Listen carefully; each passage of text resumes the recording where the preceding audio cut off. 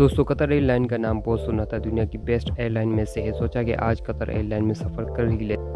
आज मैं जा रहा हूँ कतर एयरलाइन में इकोनॉमी क्लास में। आज एयरलाइन में बहुत कुछ आप देख सकते हैं, हॉलीवुड से लेकर बॉलीवुड तक की तमाम मूवीज़। और इसमें सबसे कॉमेडी, सेफ्टी इंस्ट्रक्शन बहुत ही ज़्यादा कॉमेडी है जो सबसे अलग है।